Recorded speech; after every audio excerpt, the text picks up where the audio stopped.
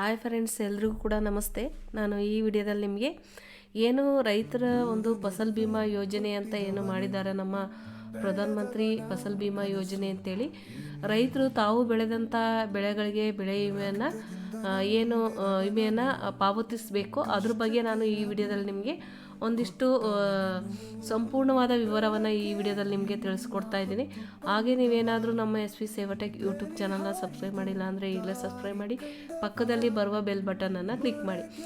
ಈ ವಿಡಿಯೋದಲ್ಲಿ ನಾನು ಹೇಳಿರುವ ಹಾಗೆ ನೀವೇ ಸ್ವತಃ ನಿಮ್ಮ ಮೊಬೈಲ್ ಆಗಲಿ ಅಥವಾ ಲ್ಯಾಪ್ಟಾಪ್ ಡೆಸ್ಕ್ಟಾಪ್ ಮೇಲೆ ಮುಖಾಂತರ ನೀವೇ ಹೇಗೆ ಒಂದು ಬೆಳೆ ವಿಮೆ ಯಾವಾಗ ಇರುತ್ತೆ, ಮತ್ತು ಯಾವ ಸ್ಟಾರ್ಟ್ ಡೇಟು, ಲಾಸ್ಟ್ ಡೇಟು, ಮತ್ತು ಯಾವ ಬೆಳೆಗೆ ವಿಮೆಯನ್ನು ಕಟ್ಬೋದು, ಮತ್ತು ನೀವು ಎಷ್ಟನ್ನು ಕಟ್ಟಬೇಕಾಗುತ್ತೆ, ಕೇಂದ್ರ ಸರ್ಕಾರ ಮತ್ತು ರಾಜ್ಯ ಸರ್ಕಾರ ನಿಮ್ಮ ಪರವಾಗಿ ಎಷ್ಟನ್ನು ಬೆಳೆ ವಿಮೆಯನ್ನು ಒಂದು ಪಾವತಿಸುತ್ತೆ ಅನ್ನೋ ಎಲ್ಲದನ್ನು ಕೂಡ ನೀವೇ ನಿಮ್ಮ ಮೊಬೈಲಲ್ಲಿ ನೀವೇ ತಿಳ್ಕೊಬೋದು. ಹೇಗೆ ಅಂತ ನಾನು ಈ ವಿಡಿಯೋದಲ್ಲಿ ನಿಮಗೆ ತಿಳಿಸ್ಕೊಡ್ತಾ ಇದ್ದೀನಿ. ನಾವಿಲ್ಲಿ ನಮ್ಮ ಅಫಿಷಿಯಲ್ ವೆಬ್ಸೈಟ್ ಆದಂಥ ಕರ್ನಾಟಕದಿಂದ ಸಂರಕ್ಷಣಾ ಅಂತೇಳಿ ಒಂದು ನೀವು ನಿಮ್ಮ ಮೊಬೈಲ್ ಆಗಲಿ ಮತ್ತೊಂದಾಗಲಿ ಲ್ಯಾಪ್ಟಾಪ್ ಯಾವುದೇ ಒಂದು ಇದರಲ್ಲಿ ನೀವು ಟೈಪ್ ಮಾಡಿ ಸಂರಕ್ಷಣಾ ಕರ್ನಾಟಕ ಅಂತೇಳಿ ಬರುತ್ತೆ.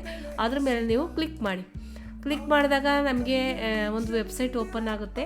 ಈ ರೀತಿಯಾಗಿ ನಮಗೊಂದು ವೆಬ್ಸೈಟ್ ಓಪನ್ ಆಗುತ್ತೆ. ಈ ರೀತಿ ಸಂರಕ್ಷಣಾ ಅಂತೇಳಿ ನಮ್ಮ ಕರ್ನಾಟಕದ್ದು ನಾವೇನು ಫಸಲ್ ಬಿಮಾ ಯೋಜನೆಯನ್ನು ಮಾಡ್ತೀವಲ್ಲ, ಅದು PM ಫಸಲ್ ಬಿಮಾ ಯೋಜನೆ ಅಂತೇಳಿ ಒಂದು ಈ ರೀತಿಯಾಗಿ ಓಪನ್ ಆದಾಗ ನಾವು ಇಲ್ಲಿ ಈ ವರ್ಷ ಯಾವ ವರ್ಷ ಅಂತೇಳಿ ನಾವಿಲ್ಲಿ ನೋಡ್ಬೋದು. ನಾವಿಲ್ಲಿ ಯಾವ ವರ್ಷ ಅಂತ ನೋಡ್ಬೋದು. ಮತ್ತು ಇಲ್ಲಿ ಸೀಸನ್ನ ಅವರು ಕೂಡ ಕೊಟ್ಟಿರ್ತಾರೆ. ಇಲ್ಲಿ ಮುಂಗಾರು, ಖಾರಿಫ್ ಅಂದರೆ ಮುಂಗಾರು. ನಾವಿಲ್ಲಿ ಗೋ ಮೇಲೆ ಕ್ಲಿಕ್ ಗೋ ಮೇಲೆ ಕ್ಲಿಕ್ ಮಾಡಿದಾಗ ಈ ರೀತಿಯಾಗಿ ನಮಗೆ ಓಪನ್ ಆಗುತ್ತೆ. ಈ ರೀತಿ ವೆಬ್ಸೈಟು. ಇಲ್ಲಿ ನಮಗೆ ಕನ್ನಡ ಲ್ಯಾಂಗ್ವೇಜ್ ಬೇಕು ಅಂದರೆ ಇಲ್ಲಿ ಕನ್ನಡ ಮೇಲೆ ಟಿಕ್ ಮಾಡಿದರೆ ಈ ರೀತಿ ಕನ್ನಡ ಓಪನ್ ಆಗುತ್ತೆ. ಇಲ್ಲಿ ನಾವು ಇಂಗ್ಲೀಷ್ ಮೇಲೆ ಟಿಕ್ ಮಾಡಿದರೆ ಇಂಗ್ಲೀಷ್ ಓಪನ್ ಆಗುತ್ತೆ. ಇಲ್ಲಿ ಒಂದು ಸ್ವಲ್ಪ ಕೆಳಗಡೆ ಬಂದರೆ ಫಾರ್ಮರ್ಸ್ ಅಂತ ಇರುತ್ತೆ. ಅಲ್ಲಿ ನೀವು ನಿಮ್ಮ ಒಂದು ನೀವು ಬೆಳೆ ವಿಮೆಯನ್ನು ಎಷ್ಟು ಕಟ್ಟಬೇಕು ಅನ್ನೋದನ್ನ ಕ್ಯಾಲ್ಕುಲೇಟ್ ಮಾಡಿ ನೀವು ನೋಡ್ಕೋಬೋದು. ನೀವು ಪ್ರೀಮಿಯಂ ಕ್ಯಾಲ್ಕುಲೇಟರ್ ಮೇಲೆ ಕ್ಲಿಕ್ ಮಾಡಿ ಈ ರೀತಿಯಾಗಿ ಓಪನ್ ಆಗುತ್ತೆ. ನಿಮ್ಮ ಡಿಸ್ಟಿಕ್ ಯಾವುದು, ಜಿಲ್ಲೆ, ತಾಲೂಕು ಯಾವುದು, ಮತ್ತು ಹೋಬಳಿ ಯಾವುದು, ಮತ್ತು ವಿಲೇಜ್ ಯಾವುದು, ನಿಮ್ಮ ಕ್ರಾಪ್ ಯಾವುದು, ನಿಮ್ಮ ಬೆಳೆ ಅನ್ನೋದನ್ನ ಹಾಕಿ ನೀವು ಎಷ್ಟು ಎಕರೆನ ಕಟ್ಟಲಿಕ್ಕೆ ಇಷ್ಟಪಡ್ತೀರೋ ಅದನ್ನು ಹಾಕಿ ನೀವು ಶೋ ಪ್ರೀಮಿಯಂ ಮೇಲೆ ಕ್ಲಿಕ್ ಮಾಡ್ಬೋದು. ನೀವು ಏನಾದರೂ ಬೆಳೆ ವಿಮೆಯನ್ನು ಮಾಡಿಸ್ಬೇಕು, ಈ ಫಸಲ್ ಬಿಮಾ ಯೋಜನೆಯನ್ನು ನೀವೇನಾದರೂ ಮಾಡಿಸ್ಬೇಕು ಅಂದರೆ ನೀವು ಈಗಾಗಲೇ FID ಏನು ಫ್ರೂಟ್ಸ್ ID ಅಂತ ಇರುತ್ತೆ, ಆ ಒಂದು IDನ ನೀವು ಹೊಂದಿರಬೇಕಾಗಿರುತ್ತೆ. ಆ ID ಏನಾದರೂ ನೀವು ಹೊಂದಿಲ್ಲ ಅಂದರೆ ನೀವು ಹತ್ತಿರದ CSC ಕೇಂದ್ರಗಳು ಅಥವಾ ಬೇರೆ ಯಾವುದೇ ಕರ್ನಾಟಕ ಗ್ರಾಮವನ್ನು ಯಾವುದೇ ಈ ಥರದ ಒಂದು ಕೇಂದ್ರಗಳಾಗಲಿ ಅಥವಾ ನಮ್ಮ ಕೃಷಿ ಇಲಾಖೆಯಲ್ಲಾಗಲಿ ನೀವು ಹೋಗಿ ಈ ಒಂದು FIDಯನ್ನು ನೀವು ರಿಜಿಸ್ಟ್ರ್ ಮಾಡ್ಕೋಬೇಕಾಗುತ್ತೆ. ಆ ರಿಜಿಸ್ಟ್ರ್ ಮಾಡ್ಕೊಳ್ಳೋಕ್ಕೆ ನಿಮ್ಮ ಯಾವುದು ಒಟ್ಟಾರೆ ಇರುವಂಥ ಎಲ್ಲ ಪಾಣಿಗಳನ್ನು ಕೂಡ ಆ ಒಂದು FIDಯಲ್ಲಿ ಲಿಂಕ್ ಮಾಡಿರಬೇಕಾಗುತ್ತೆ. ಆ ಒಂದು FIDಯನ್ನು ಕ್ರಿಯೇಟ್ ಮಾಡಿಸ್ಕೊಳ್ಳೋದ್ರಿಂದ ನಿಮಗೆ ಸಾಕಷ್ಟು ಬೆನಿಫಿಟ್ಗಳು ಇರುತ್ತೆ. ನೀವು ಬೆಳೆ ವಿಮೆಯನ್ನು ಪಾವತಿ ಮಾಡೋಕ್ಕಾಗಲಿ, ನೀವು ಬೆಳೆದಂಥ ಬೆಳೆಯನ್ನು ಏನು ಸರ್ಕಾರದವರು ಬೆಂಬಲ ಬೆಲೆಯನ್ನು ಕೊಟ್ಟು APMC ಮಾರ್ಕೆಟ್ಗಳಲ್ಲಿ ನಿಮ್ಮ ಒಂದು ಬೆಳೆಗಳನ್ನು ಖರೀದಿಸ್ತಾರೋ ಆ ಒಂದು ಖರೀದಿಗೆ ನಿಮ್ಮ ಒಂದು FID ಮುಖಾಂತರ ನಿಮಗೊಂದು ಕಾರ್ಡನ್ನು ಕೊಟ್ಟು ಆ ಒಂದು ನಿಮ್ಮ ಬೆಳೆಗಳನ್ನು ಖರೀದಿ ಮಾಡ್ತಾರೆ. ಅದಕ್ಕೂ ಕೂಡ ಈ FID ನಿಮಗೆ ಬೇಕೇ ಬೇಕಾಗುತ್ತೆ. ಹಾಗಾಗಿ ನೀವು ಅತಿ ಮುಖ್ಯವಾಗಿ FID ನಂಬರ್ನ ನೀವು ಪ್ರತಿಯೊಬ್ಬ ರೈತರು ಕೂಡ ಪಡೆದುಕೊಳ್ಳೋದು, ರಿಜಿಸ್ಟ್ರ್ ಮಾಡ್ಕೊಳ್ಳೋದು ಮುಖ್ಯವಾಗಿರುತ್ತೆ. ಆ ಒಂದು FID ಮುಖಾಂತರನೇ ನಾವೇನಾದರೂ ರೈತರ ಪ್ರತಿಯೊಂದನ್ನು ಕೂಡ ನಾವು ಇಲ್ಲಿ ಚೆಕ್ ಮಾಡಲಿಕ್ಕೆ ನೀವು PM ಕಿಸಾನ್ಗೋಸ್ಕರ ಕೂಡ ನೀವು FIDನ ನೀವು ರಿಜಿಸ್ಟ್ರ್ ಮಾಡಿರಲೇಬೇಕು. ಪ್ರತಿಯೊಂದು ರೈತರಿಗೆ ಯಾವುದೇ ಒಂದು ಬೆನಿಫಿಟ್ ಬರಲಿ ಆ ಒಂದು FIDನ ನೀವು ಹೊಂದಿರಬೇಕು ಬೆನಿಫಿಟನ್ನು ಪಡೀಲಿಕ್ಕೆ. ಹಾಗಾಗಿ ನಾವು ನಿಮಗೆ ಯಾವ ರೀತಿ ಕ್ಯಾಲ್ಕುಲೇಟ್ ಮಾಡೋದಂತ ನಾನು ನಿಮಗೆ ತೋರಿಸ್ಕೊಡ್ತೀನಿ. ನಾನು ಇಲ್ಲೊಂದು ಯಾವುದೋ ಒಂದು ಜಿಲ್ಲೆನ ತಗೊಂಡು ಒಂದು ತಾಲೂಕನ್ನು ನಾನು ಇಲ್ಲಿ ತಗೊಳ್ತೀನಿ. ಒಂದು ತಾಲೂಕು ತಗೊಂಡ್ಮೇಲೆ ಆ ಹೋಬಳಿಯನ್ನು ತಗೊಳ್ತೀನಿ. ಆ ಹೋಬಳಿ ತಗೊಂಡ್ಮೇಲೆ ನಾವು ಒಂದು ಹಳ್ಳಿನ ತಗೋಬೇಕಾಗುತ್ತೆ. ಆ ಹಳ್ಳಿಯನ್ನು ತಗೊಂಡ್ಮೇಲೆ ಹಳ್ಳಿಯಲ್ಲಿ ಆ ಒಂದು ಹೋಬಳಿಗೆ ಮತ್ತು ಆ ಒಂದು ತಾಲೂಕಿಗೆ ಸಂಬಂಧಪಟ್ಟ ಒಂದು ಬೆಳೆಗಳ ವಿವರವಿರುತ್ತೆ. ಇಲ್ಲಿ ಬೆಳೆ ಮಳೆ ಆಶ್ರಿತನೋ ಅಥವಾ ಚಾನಲ್ ಬೋರ್ವೆಲ್ಗಳ ಆಶ್ರಿತನೋ ಈ ರೀತಿಯಾಗಿ ಇಲ್ಲಿ ಪ್ರತಿಯೊಂದು ಡೀಟೇಲ್ಸ್ ಇರುತ್ತೆ. ನಿಮ್ಗೇನಾದರೂ ಗೊತ್ತಾಗಲಿಲ್ಲ ಅಂದರೆ ನೀವು ಕನ್ನಡದ ಮೇಲೆ ಕ್ಲಿಕ್ ಮಾಡಿ. ನೀವು ಕನ್ನಡದ ಮೇಲೆ ಕ್ಲಿಕ್ ಮಾಡಿ ನಿಮ್ಮ ಜಿಲ್ಲೆ ತಾಲೂಕನ್ನು ನೀವು ಸೆಲೆಕ್ಟ್ ಮಾಡಬೇಕಾಗುತ್ತೆ. ಅದನ್ನು ಕೂಡ ನಾನು ನಿಮಗೆ ತೋರಿಸ್ತಾ ಇದ್ದೀನಿ. ಇಲ್ಲಿ ಹೋಬಳಿನೂ ಕೂಡ ನಾವು ಸೆಲೆಕ್ಟ್ ಮಾಡಬೇಕಾಗುತ್ತೆ. ಇಲ್ಲಿ ಹಳ್ಳಿನೂ ಕೂಡ ನಾವು ಸೆಲೆಕ್ಟ್ ಮಾಡಬೇಕಾಗುತ್ತೆ. ಈ ರೀತಿ ಹಳ್ಳಿನೂ ಸೆಲೆಕ್ಟ್ ಮಾಡಿ ನಾವು ಇಲ್ಲಿ ಕ್ರಾಪ್ ಬೆಳೆ ಮೇಲೆ, ಕ್ರಾಪ್ ಅಂದರೆ ಬೆಳೆ, ಅದ್ರ ಮೇಲೆ ಟಿಕ್ ಮಾಡಿದ್ರೆ ನಿಮಗೆ ಪ್ರತಿಯೊಂದು ವಿವರನೂ ಕೂಡ ಇಲ್ಲಿ ಮಳೆ ಆಧಾರಿತ, ಶೇಂಗಾ ಮಳೆ ಆಧಾರಿತ, ಹೀಗೆ ಪ್ರತಿಯೊಂದು ಬೆಳೆಯ ವಿವರವನ್ನು ಇಲ್ಲಿ ಕೊಟ್ಟಿರ್ತಾರೆ. ನೀವು ಯಾವುದಾದ್ರೂ ಒಂದು ಬೆಳೆಯನ್ನು ನೀವು ಏನು ಬೆಳಿತೀರಾ ಆ ಬೆಳೆಯನ್ನು ಇಲ್ಲಿ ಸೆಲೆಕ್ಟ್ ಮಾಡಿ. ಸೆಲೆಕ್ಟ್ ಮಾಡಿದ ಮೇಲೆ ವಿಸ್ತೀರ್ಣ, ನೀವು ಎಷ್ಟು ಆ ಬೆಳೆಯನ್ನು ಹಾಕಿದ್ದೀರೋ, 1 ಎಕರೆ ಹಾಕಿದ್ದೀರೋ 2 ಎಕರೆ ಹಾಕಿದ್ದೀರೋ ಅದನ್ನು ಇಲ್ಲಿ ನೀವು ಟೈಪ್ ಮಾಡಿ. ನಾನಿವಾಗ 1 ಎಕರೆಗೆ ನಾನು ನಿಮಗೆ ತೋರಿಸ್ಕೊಡ್ತಾ ಇದ್ದೀನಿ. ಪ್ರೀಮಿಯಂ ವಿವರವನ್ನು ಮೇಲೆ ಕ್ಲಿಕ್ ಮಾಡಿ. ಪ್ರೀಮಿಯಂ ವಿವರ ಮೇಲೆ ಕ್ಲಿಕ್ ಮಾಡಿದಾಗ ಈ ರೀತಿಯಾಗಿ ನಮಗೆ ತೋರಿಸುತ್ತೆ.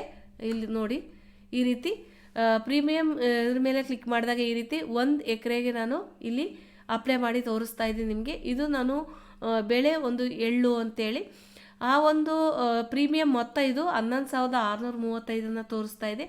ಒಟ್ಟು ಪ್ರೀಮಿಯಂನ ನಾವು 855 ರೂಪಾಯಿ ಒಟ್ಟು ಪ್ರೀಮಿಯಂ, ಟೋಟಲಿ ಪ್ರೀಮಿಯಂ ಈ ಒಂದು ಬೆಳೆಗೆ 1 ಎಕರೆಗೆ ಟೋಟಲಿ ಪ್ರೀಮಿಯಂ 855 ಇರುತ್ತೆ 18 ಪೈಸೆ. ಈ ಒಂದು 855 18 ಪೈಸೆನ ನೀವು ರೈತರು ಈ ಅಮೌಂಟನ್ನು ಕಟ್ಟುವ ಅವಶ್ಯಕತೆ ಇರಲ್ಲ. ರೈತರ ಪಾಲು ಅಂತ ಇದೆ, ನೀವು ಇಲ್ಲಿ ನೋಡ್ಬೋದು. ರೈತರ ಪಾಲಿಗೆ ನಾವು ತೋರಿಸೋದಾದರೆ ರೈತರ ಪಾಲು ಅಂತ ಇಲ್ಲಿದೆ ನೋಡಿ. ಇಲ್ಲಿ 232.75 232 ರೂಪಾಯಿ 70 ಪೈಸೆನ ರೈತರು ಮಾತ್ರ ಕಟ್ಟಬೇಕಾಗುತ್ತೆ. 855ರಲ್ಲಿ 232.70 ಪೈಸೆನ ಮಾತ್ರ ರೈತರು ಕಟ್ಟಬೇಕಾಗುತ್ತೆ. ಅದೇ ಕೇಂದ್ರ ಸರ್ಕಾರ ನಿಮಗೆ 311 ರೂಪಾಯಿ 24 ಪೈಸೆನ ಕಟ್ಟುತ್ತೆ. ಅದ್ರ ಜೊತೆ ಏನು ರಾಜ್ಯ ಸರ್ಕಾರನೂ ಕೂಡ 311 ರೂಪಾಯಿ 24 ಪೈಸೆನೆ.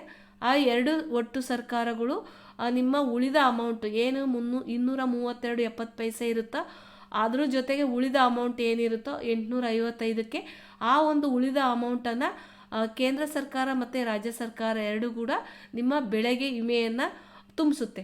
ನೀವು 232 ರೂಪಾಯಿ 70 ಪೈಸೆನ 1 ಎಕರೆಗೆ ಬೆಳೆ ವಿಮೆಯನ್ನು ತುಂಬಿಸಿದ್ರೆ ಉಳಿದ ಹಣವನ್ನು ಕೇಂದ್ರ ಸರ್ಕಾರ ಮತ್ತು ರಾಜ್ಯ ಸರ್ಕಾರ ತುಂಬಿಸುತ್ತೆ. ಈ ರೀತಿಯಾಗಿ ಒಂದು ನೀವು ಬೆಳೆ ವಿಮೆಯನ್ನು ಕ್ಯಾಲ್ಕುಲೇಟ್ ಮಾಡ್ಬೋದು. ಫಸಲ್ ಬಿಮಾ ಯೋಜನೆಯದು. ನಾವು ವಾಪಸ್ಸು ಒಂದು ಹೋಮ್ ಪೇಜಿಗೆ ಬಂದರೆ, ನಾವು ಮತ್ತೆ ಮುಖಪುಟಕ್ಕೆ ಬಂದರೆ ನೀವು ಈ ಒಂದು ಬೆಳೆ ವಿಮೆಯ ಬಗ್ಗೆ ನೀವು ಸ್ವಲ್ಪ ಇಲ್ಲಿ ರೈತರು ಅಂತ ಒಂದು ಆಪ್ಷನ್ ಇರುತ್ತೆ, ಅದ್ರ ಕೆಳಗಡೆ ನೀವು ಅಥವಾ ಇಂಗ್ಲೀಷಲ್ಲಿ ಫಾರ್ಮರ್ಸ್ ಅಂತ ಇರುತ್ತೆ. ನೀವು ಕೆಳಗಡೆ ನೀವು ಕಟ್ಟುವಂಥ ಸ್ಟಾರ್ಟ್ ಆಗಿರೋವಂಥ ಡೇಟು, ಎಂಡ್ ಡೇಟು ಮತ್ತು ಇನ್ನು ಎಷ್ಟು ದಿನ ಇದೆ ನಿಮ್ಮ ಬೆಳೆಗೆ ಕಟ್ಟಲಿಕ್ಕೆ ಅನ್ನೋದನ್ನ ನೀವು ನಿಮ್ಮ ಮೊಬೈಲು, ಲ್ಯಾಪ್ಟಾಪ್, ಡೆಸ್ಕ್ಟಾಪ್ ಮೇಲೆ ನೀವು ತಿಳ್ಕೊಬೋದು. ಈ ಒಂದು ವೆಬ್ಸೈಟಲ್ಲಿ ನೀವು ವ್ಯೂ ಕಟ್ ಆಫ್ ಡೇಟ್ಸ್ ಅಂತ ಇರುತ್ತೆ. ನಿಮ್ಮ ಜಿಲ್ಲೆಯನ್ನು ಆಯ್ಕೆ ಮಾಡಿ, ನಿಮ್ಮ ಜಿಲ್ಲೆ ಯಾವುದಿರುತ್ತೆ ಅದನ್ನು ನೀವು ಆಯ್ಕೆ ಮಾಡಿದ ತಕ್ಷಣ ನಿಮಗೆ ಇಲ್ಲಿ ಪೂರಾ ವಿವರವನ್ನು ತೋರಿಸುತ್ತೆ.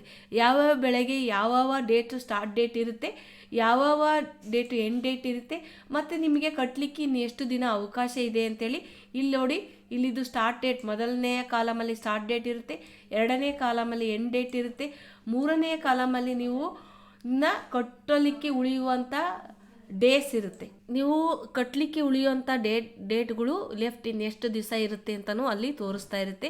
ಇಲ್ಲಿ ಸೀಸನ್ನು 2025-26 ಯಾವ ವರ್ಷದ್ದು ಯಾವ ಒಂದು ಸೀಸನ್ನು ಎಲ್ಲ ನಿಮಗೆ ವಿವರವನ್ನು ಇಲ್ಲಿ ತೋರಿಸ್ತಾ ಇರುತ್ತೆ. ಯಾವ್ಯಾವ ಬೆಳೆಗೆ ಯಾವ್ಯಾವ ಡೇಟ್ ಲಾಸ್ಟ್ ಇರುತ್ತೆ ಆಯಾ ಜಿಲ್ಲೆಗೆ ಅಂತೇಳಿ ನೀವು ನಿಮ್ಮ ಮೊಬೈಲ್ ಮುಖಾಂತರನೇ ಕೂಡ ತಿಳ್ಕೊಬೋದು. ನಾವು ಮತ್ತೆ ಹೋಮ್ ಪೇಜಿಗೆ ಬಂದರೆ ಸಾಕಷ್ಟು ವಿವರಗಳು ಇಲ್ಲಿ ಇರುತ್ತೆ.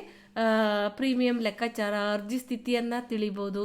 ನೀವು ಗ್ರಾಮ ಪಂಚಾಯತಿ ವಿವರದ ಬಗ್ಗೆ ಉಳ್ಕೊಡೋದಾದ್ರೆ ತಿಳ್ಕೊಬೋದು. ನೀವು ನಿಮ್ಮ ಸರ್ವೆ ನಂಬರ್ ವಾರ್ ಬೆಳೆ ವಿವರವನ್ನು ತಿಳ್ಕೊಬೋದು. ಈ ರೀತಿ ಸಾಕಷ್ಟು ನೀವೇ ನಿಮ್ಮ ಒಂದು ಮೊಬೈಲ್ ಮುಖಾಂತರನೂ ಕೂಡ ತಿಳ್ಕೊಬೋದು. ಈ ರೀತಿಯಾಗಿ ನೀವು ನಿಮ್ಮ ಬೆಳೆ ವಿಮೆಯನ್ನು ನೀವು ಪಾವತಿಸಬೇಕಾಗುತ್ತೆ.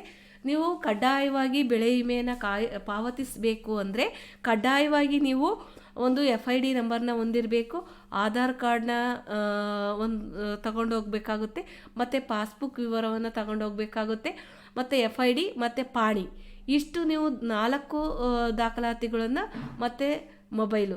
ಇಷ್ಟು ನೀವು ನಿಮ್ಮ ಹತ್ತಿರದ CSC ಕೇಂದ್ರಗಳಿಗೆ ಹೋಗಿ ನೀವು ಬೆಳೆ ವಿಮೆಯನ್ನು ಪಾವತಿಸ್ಬೋದು.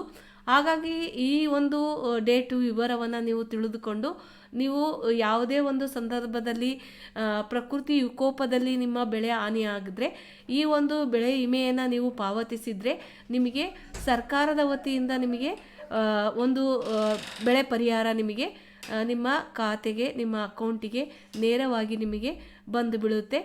ಹಾಗಾಗಿ ಈ ಒಂದು ಬೆಳೆ ವಿಮೆಯನ್ನು ಒಂದು ಬೆನಿಫಿಟನ್ನು ನೀವು ಪಡೆದುಕೊಳ್ಳಿ. ಈಗ ಈ ವರ್ಷದ ಒಂದು ಮುಂಗಾರು ಬೆಳೆ ವಿಮೆ ಇವಾಗ ಸ್ಟಾರ್ಟ್ ಆಗಿದೆ. ಕೊನೆಯ ದಿನಾಂಕಗಳು ಕೂಡ ನಾನು ತೋರಿಸಿದ್ದೀನಿ.